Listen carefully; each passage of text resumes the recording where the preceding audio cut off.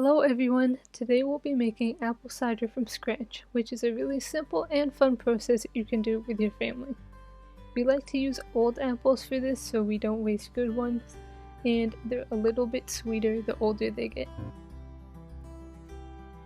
So to start, take about 10 to 12 apples. We grabbed a couple extra after because ours are small, and grabbed 2 oranges. We like to cut them into quarters because I think you get more flavor out of them, but it's up to you really. Halves or eighths are also alright. We also ended up cutting the oranges a little smaller than the apples because they don't get as mushy or break up as much as the apples do, and it'll make it easier to mash them later. As you cut them, put them into your big pot. We used a regular metal stock pot.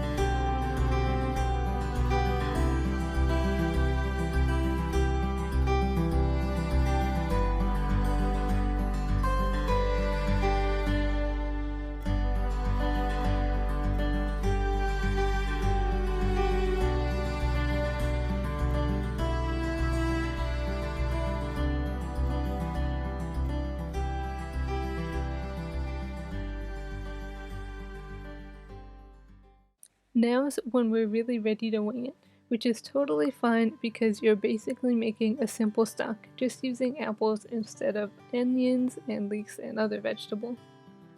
Pour in enough water until there's about 2 inches free at the top of the pot to prevent the water from boiling over like ours did, because we added a little bit too much water.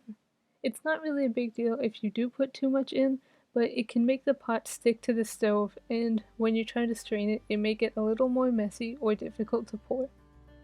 After the water is in, add a few cinnamon sticks. I only had 1 left, but you can put in about 4. And add a liberal amount of an equal combination of pumpkin pie spice, whole cloves, ground cinnamon, and or allspice.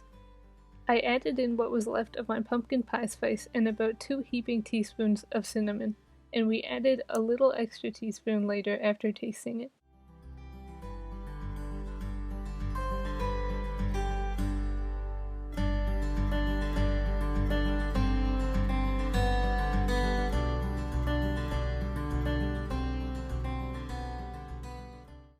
Now put it on the stove on high heat until it comes to a boil, then reduce it to a medium-low and let it simmer for about 2 hours. It may boil over here, so keep an eye on it. When mine did, I just moved it off the heat for a minute to let it calm, and then reduced the heat even lower when I put it back on. Once the 2 hours is up, take a potato masher or a wooden spoon and mash up all the apples and oranges. Make sure to squish them against the sides of the pot because it really releases all the juice and flavor. Once you just have pulp in there and all the big pieces are mashed down, you can simmer it for another hour on medium-low heat.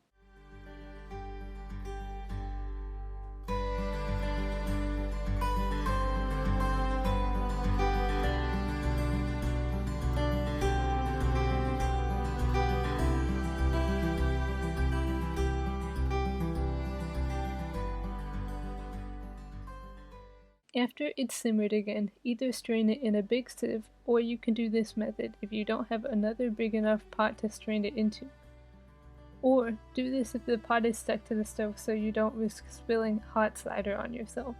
For this method, which is just a little bit more work, you just take a sieve and fish out the pulp.